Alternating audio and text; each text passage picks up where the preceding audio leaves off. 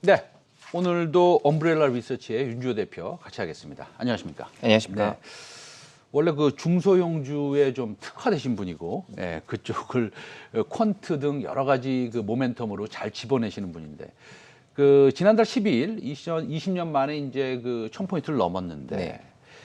코스닥이 좀 주춤하는 모양새입니다. 오늘 다행히 조금 그 코스피 쪽에는 인플레이션 관련주들이 많아서 좀 하락하고 있으니까 0.5% 정도 하락하는데, 코스닥 쪽에서는 또 반도체 이 소재 장비주들이 있어서 조금 이제 반등을 했습니다.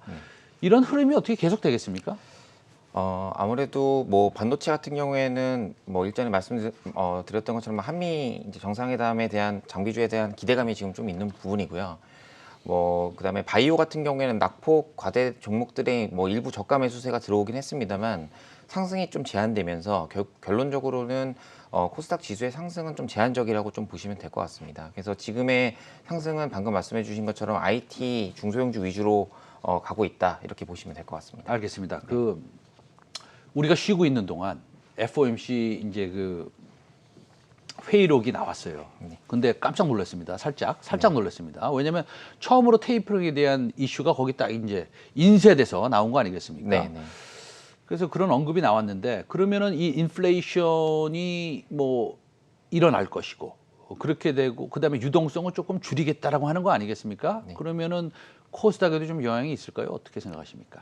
일단 그 인플레이션에 가장 민감한 거는 방금 말씀해 주신 것처럼 한국의 코스피에 있는 어떤 저 PBR주, 철강주, 소재주, 화학주 이런 쪽에 이제 영향이 많이 있어서 이제 오늘부터 이제 좀 어떻게 보면 주가 조정이 시작됐다라고 보시면 될 것 같고요. 코스닥 같은 경우에는 당연히 인플레이션 관련해서 이제 그 페드에서 미리 경고를 좀 준 시그널이 있었습니다. 뭐 옐런이 지금 예전 페드 의장이셨죠.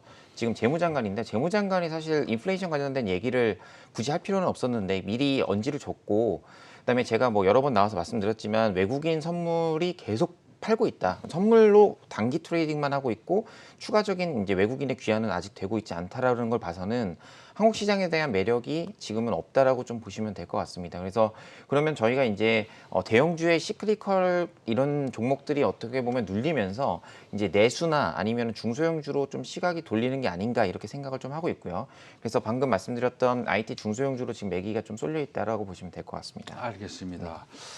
그러면은 일단은 시장에 영향을 미친다라고 생각을 하시는 건데, 네. 지금 내일도 저희가 최상무리 빅샷에서 한미 정상회담 관련된 특집 방송이 있습니다. 근데 내일 또 자세히 말씀드리겠지만 우리 윤주 대표께서도 그쪽에 대한 연구나 리서치를 좀 많이 하셨을 테니까 한번 여쭤보겠습니다.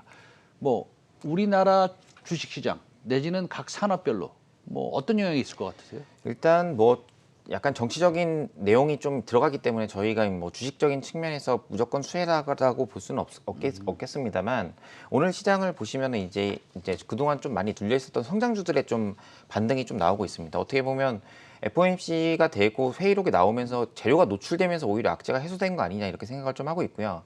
그래서 첫 번째로는 이제 반도체 장비주, 그다음에 두 번째로는 2차 전지 뭐 이렇게 좀 보고 있고, 이제 단기에 조금 최근에 이제 투자들의 관심이 많았던 이제 여행주나 아니면 그 어떤 네. 특히 항공주가 어제부터 좀 차익실이 좀 세게 나왔거든요. 네네. 그래서 이거에 대해서 잠깐만 언급을 좀 해드리면은, 네.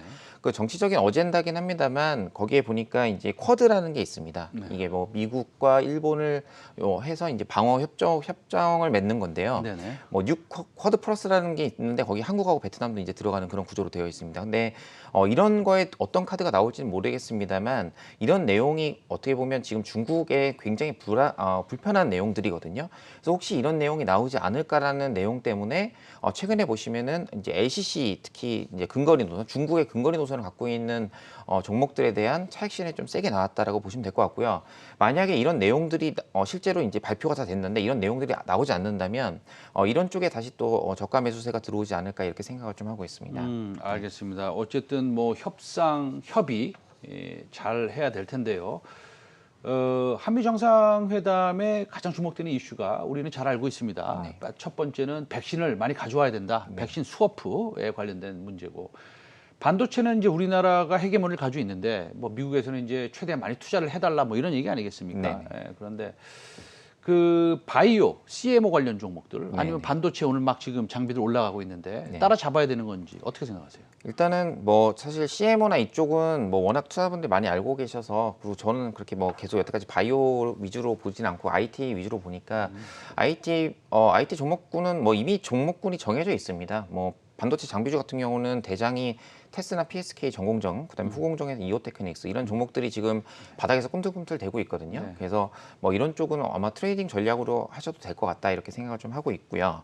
그다음에 이제 백신 관련해서 이제 백신을 만약에 가져온다고 하면 한국도 결국에는 지금 전체 접종률이 4%밖에 안 되지만 미국처럼 접종률이 계속 올라갈 거라고 생각이 되고 있습니다. 그래서 지금 보면은 오히려 저희가 시장에서 거의 아무도 얘기 안 했던 CJ CGV, 그다음에 하나투어 뭐 이런 쪽에 대한 여행 관련주, 컨택 관련주에 대한 투자 모멘텀이 계속 살아있는 게 아닌가 이렇게 생각을 하고 있습니다. 근데 일각에서는 또 대형주가 좀 살아나지 않을까 뭐 이런 얘기도 있고 어쨌든 간에요. 저는 이런 말씀 드리고 싶습니다. 굉장히 어려운 장이고 헛갈린 장이다. 네. 예, 이거를 뭐 네. 방향성을 좀 잡아드리고 싶지만 좀 쉽지 않습니다. 그래서 우리가 이제 짧게 트레이딩을 할 수뿐이 없는 그런 상황인데요. 네. 코스닥 전반적으로 보면은 대형주랑 이제 비교를 하는 겁니다. 예, 대형주랑 비교했을 때 어떻게 해요? 코스닥 중소형주가 좀 나을까요? 어떻게 생각하세요?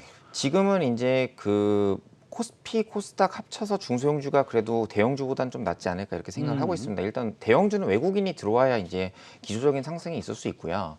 그다음에 결국에는 커머디티 가격이 오를 때 원래 이머징 쪽으로 자금이 돌아와야 되는데, 결론적으로는 이 테이퍼링 이슈 때문에 외국인들이 지금 이머징 쪽으로 안 산다는 게 이번 FOMC 회의록에서 나왔던 내용이거든요.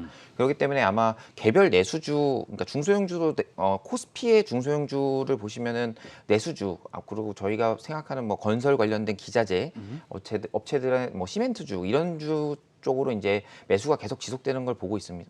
보시면 아시다시피 이제 이쪽으로 관심이 계속 쏠릴 거라고 저는 생각을 하고 있습니다. 그러니까 조금 정리를 하면 대형주는 외국인이 들어와야 된다. 네. 예, 그렇기 때문에 사실은 시장 대비 언더퍼폼할 것이다. 그러나 중소형주들은 아무래도 종목별로 조금 상승하는 종목들도 좀 있을 것이다.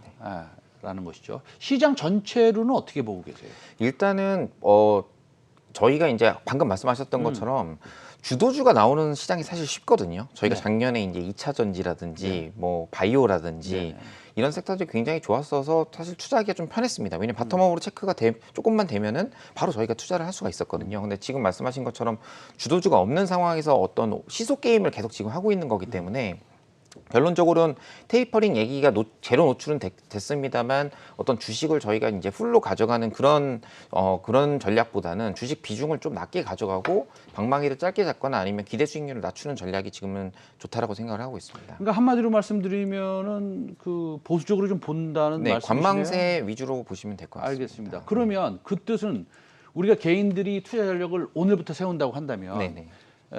약간 현금을 과거보다는 좀 더 확보하자라는 말씀이십니까? 네, 저는 50% 이상 현금을 가져가는 게 좋다라고 저는 생각을 좀 하고 있고요. 네. 그다음에 뭐 차익 실현했을 때 바로 매수보다는 좀 관망하면서 어떤 흐름을 보이고 있을까 이렇게 생각을 좀 하시면 될 것 같습니다. 뭐 예를 들어서 절대 수익 펀드를 운용하는 투자분들하고도 어제 제가 좀 미팅을 했었는데 얘기를 들어보니까 주식 비중이 30%까지 많이 낮춰놨더라고요. 추세가 보이지 않기 때문에 굳이 내가 주식을 좀 투자할 필요성을 못 느낀다 이런 말씀하셨기 때문에 이 부분을 참고하시면 될 것 같습니다. 알겠습니다. 그 비트코인이 지금 중국에서 좀 좋지 않은 뉴스가 나와서 예. 비트코인이 4만 불 하회하고 3만 불까지도 가고 그랬습니다. 근데 비트코인의 이런 변동성이 주식시장에 어떤 영향을 미칠 거다라는 그런 어떤 감이나 그런 것들을 좀 가지고 계십니까? 뭐 저는 비트코인 쪽을 분석하진 않지만 뭐 저희가 수급적으로 봤을 때는 비트코인의 이제 시장이 잘 안 되면 그쪽에 들어가 있는 유동성이 워낙 많기 때문에 반대급부로 이런 쪽에서 코스닥이 좀 수혜받지 않을까라는 막연한 기대감을 저도 좀 가지고 있고요. 그다음에 코인 하시는 분들이 대부분 또 주식을 또 조금씩 하세요. 그렇기 때문에 코인에서 손실 나는 것 때문에 주식을 파는 이런 뭐 역효과가 또 있을 수도 있습니다. 그다음에 두 번째로는 코인 가격이 하락하면서 저희가 이제 알고 있는 것처럼 뭐 어떤 그래픽 카드를 이용한 채굴이나 이런 것들이 수요가 감소할 수 있기 때문에 IT 업종에 대한 부정적인 센티멘트가 이제 미국에서 좀 나오고 있거든요.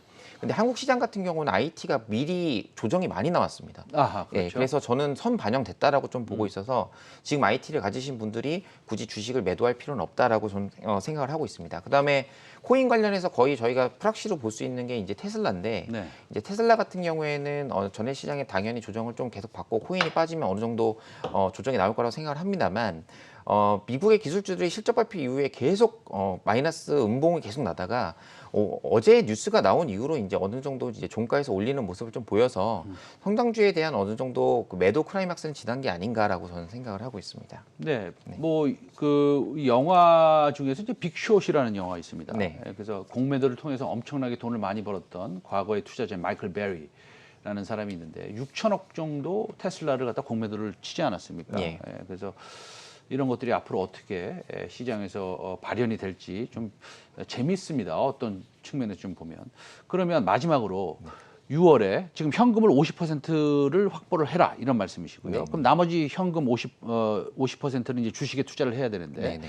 어떤 곳에 어떻게 투자를 하면 제일 좋겠습니까? 저는 이제 사실은 지금 실적이 좋다라고 하지만 저희가 이제 더 이상 좋아질까에 대한 의구심이 지금 있는 구간이거든요. 네. 1분기 실적이 이미 다 나왔습니다. 네네. 그래서 2분기 QOQ로 얼마나 좋아질까는 사실 실적이 6월 초 정도는 돼야지 어느 정도 가시권에 네. 애널리스트 분들이 추정을 할 수 있거든요. 그래서 그때까지는 약간 눈 감고 주식을 하는 그런 느낌이 좀 있을 것 같고 만약에 50% 중에 저는 25% 정도는 이제 저희가 소비 회복에 베팅을 좀 해야 된다라고 생각을 하고 있습니다. 이거는 투자자들께서 이제 어느 입장의 시각이 있지만 제가 최근에 보니까 미국 주식 중에서도 조정이 안 나온 섹터가 하나 있더라고요. 어떤 섹터입니까? 아시는 것처럼 네. 갭, 그다음에 어제 실적을 발표했던 타겟, 네. 그다음에 아베크롬비 전부 다 의류주네요. 다 그렇죠? 의류주입니다. 네네. 예, 그게 이제 작년 3월부터 계속 올랐습니다. 네. 근데 한국 같은 경우에는 의류주들이 이제 1분기 실적을 보면서 이제 조금씩 오르기 시작하고 있거든요. 네. 그래서 이런 글로벌 의류업체한테 ODM을 하고 있는 한세실업하고 영업무역이 중기적으로는 좀 괜찮지 않을까. 왜냐하면 지금 1분기 실적을 봤을 때는